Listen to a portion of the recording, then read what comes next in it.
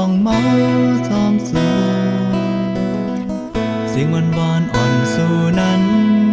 ยินมาเนอหูจับจอมเนอเจอจ้า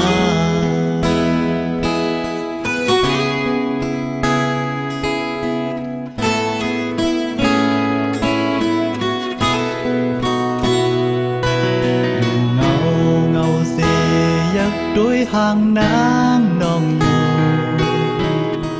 เมื่อเลอพี่เฮาบ่ได้ทบทวนสู่น่าเศร้าอ่อนสู่นั้น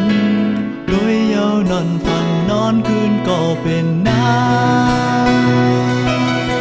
ำน้อมพักสู่เนาน้ำก่อนห้องความไตมาพอหือถึงเมื่อเลี้ยวถึงสายตุ่มหยาบคันเจอไปหา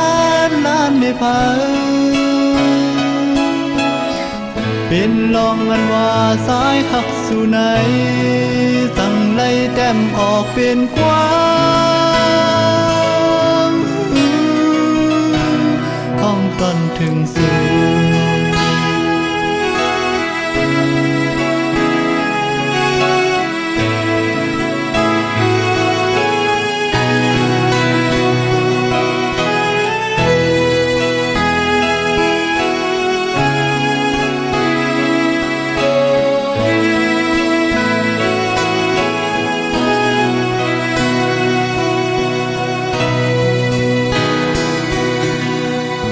พักสู่เนาน้ำก่อนห้องความไตมาพอหืนถึงเมื่อเลี้ยวถึงสายตุ่มหยาบคันเจอไปหาน้ำในผาเป็นลองอันว่าสายหักสู่ไหนจังไล่แต้มออกเป็นกว้างต้นถึงสู่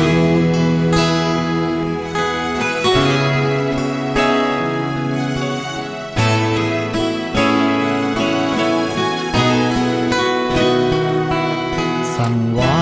เลยหันตัวเล่านายุ่งแก้มคอ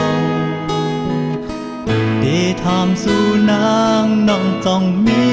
จูบน้องสั่งว่าน้องไปป่ามีใจเคยยืนปันกลางหังเนอเจอสาใจเคยยืนปันกลางหังเนอเจอจา